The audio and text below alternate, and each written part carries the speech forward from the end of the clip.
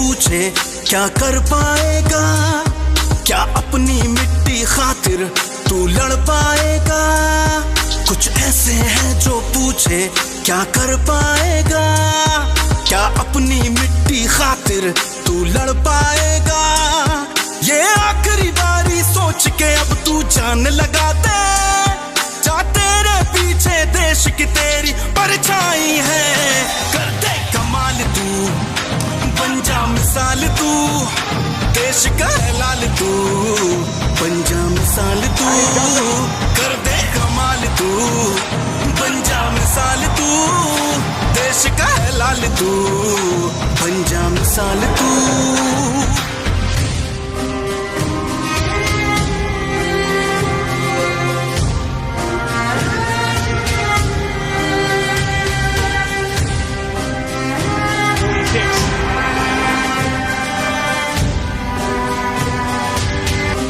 शायद खेल से भी बढ़कर इस पैरा ओलंपिक ने और हमारे खिलाड़ियों के प्रदर्शन ने मानवता के दृष्टिकोण को, दिव्यांग के प्रति देखने के दृष्टिकोण को पूरी तरह बदल दिया है।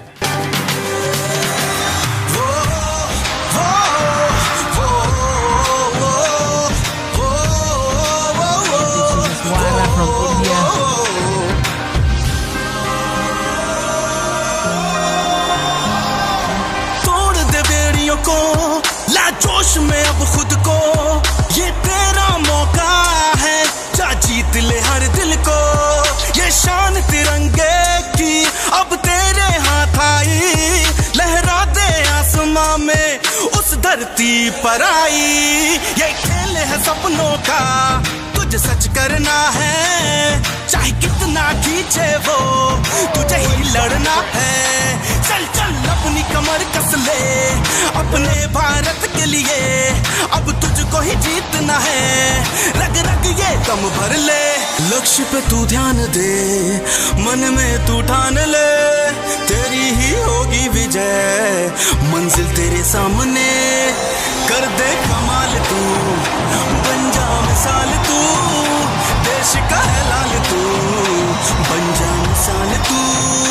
कर दे कमाल तू, बन जा मिसाल तू, देश का है लाल तू, दे जीत से जवाब तू।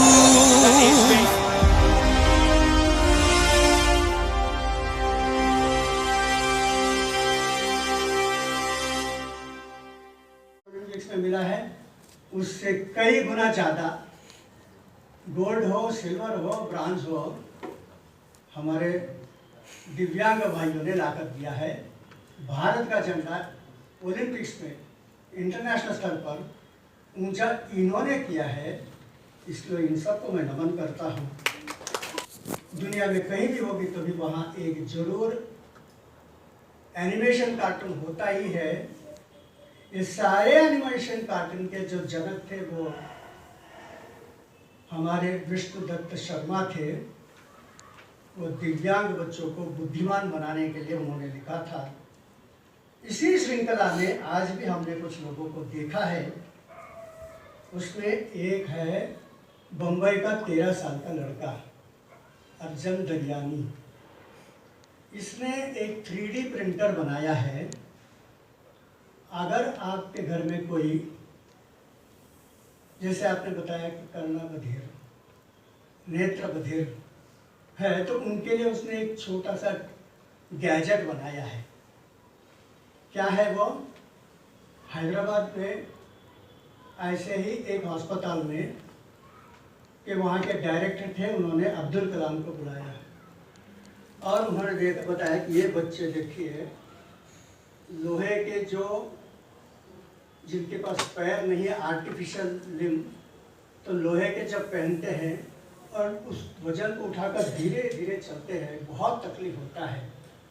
क्या इनकी तकलीफ आप ठीक नहीं कर सकते हो? आप तो यहाँ से चंद्रमा और आर्यभट्ट, रोहिणी से अलग अलग अंतरिक्ष में जा रहे हो, जरा इधर भी देखिए। तब इस विषय को हृदय में रखा हमारे अब्दुल कलाम जी ने 6 महीने के अंदर एक नया एलॉय, जिसको अंग्रेजी में कहते हैं, लोहों का मिश्रण, उस एलॉय का नाम था कार्बन कार्बन। कार्बन कार्बन आज दुनिया के सब एलॉयज में सबसे कम वजन वाला और सबसे ज़्यादा स्ट्रॉन्ग, उसमें से उन्होंने क्लिपर बनाए, इन बच्चों के लिए कैलिपर्स बनाए और वो रखा उनको। आधे बच्चे अब्दुल कलाम ने बनाए हुए क्लिपर्स, आधे बच्चे लोहे के, एल्यूमिनियम के क्लिपर्स पहने थे। जिन्होंने भी अब्दुल कलाम वाला जो क्लिपर पहना कार्बन कार्बन से, उछलने लगे, भागने लगे, किसी भी प्रकार की परेशानी नहीं थी और वो इतने हंस रहे थे। तो अब्दुल कलाम कहते हैं, उनके चेहरे की हंसी देखने के बाद जो आनंद मुझे मिला, वो चांद में जाने में, वो एटम बम जो ब्लास्ट हमने द लाफिंग बुद्धा के नाम पर पोखरण में किया था, उसमें से जो आनंद आया, उससे भी ज़्यादा आनंद यहाँ मुझे मिला। अगर हम अपने आप को सेवा कार्य में झोंक देंगे, जिंदगी भर आपको आनंद मिलेगा, ये गारंटी है। ऐसे ही और एक है डॉक्टर पी.के.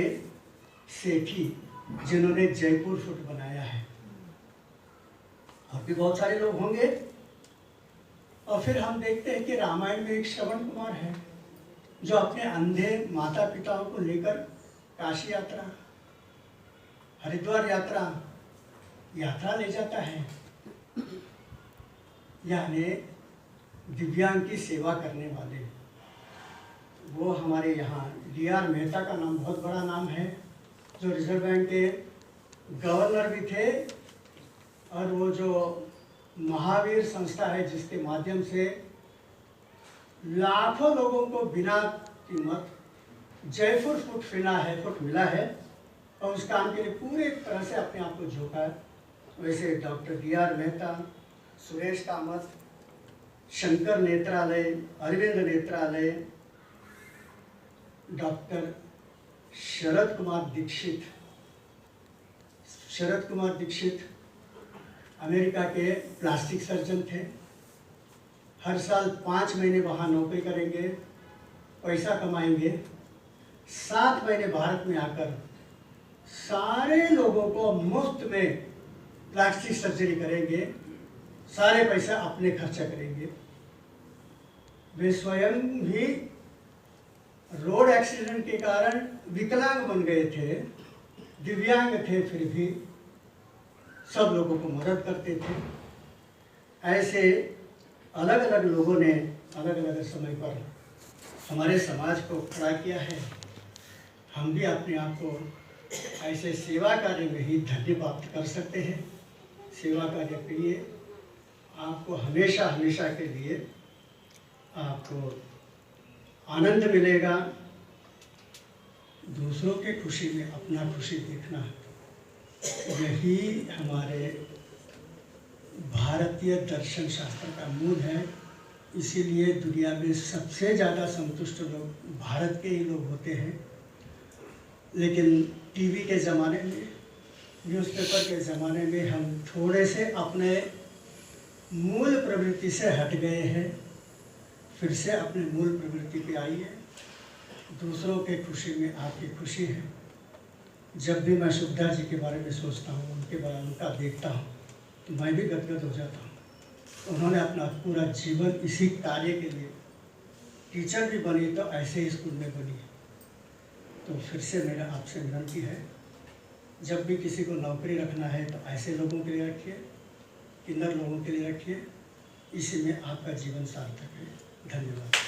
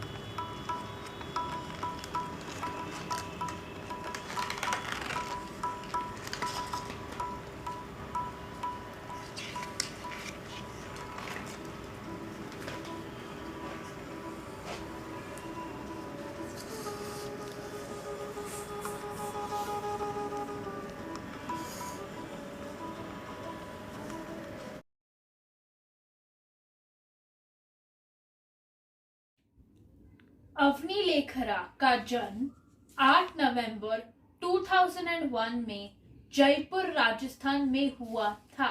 2012 में एक कार दुर्घटना में रीढ़ की हड्डी में चोट आने के कारण वह पैरालाइज्ड हो गई।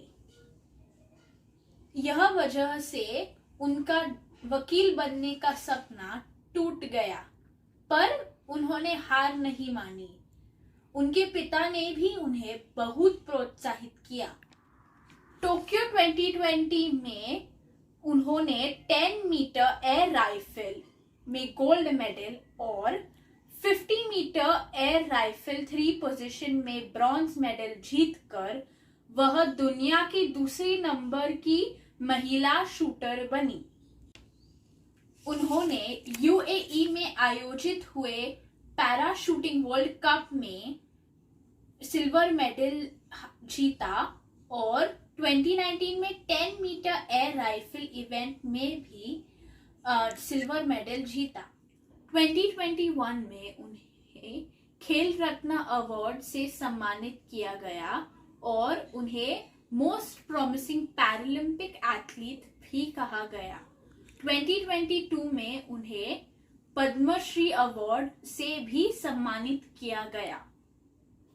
पैरालंपिक हिस्ट्री में standing 50 metre air rifle event में 2 मेडल जीतने वाली वह पहली भारतीय महिला है।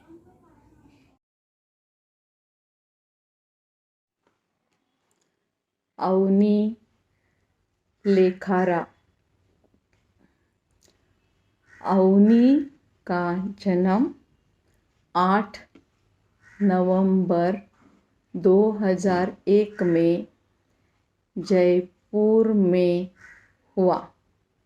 2012 में एक मोटर एक्सीडेंट में वह अपाहिज बन गई, इसलिए उसका वकील बनने का सपना टूट गया, लेकिन उसने हार नहीं मानी। उसके पिताजी ने उसे बहुत प्रोत्साहित किया। फिर वह राइफल शूटिंग सीखने लगी।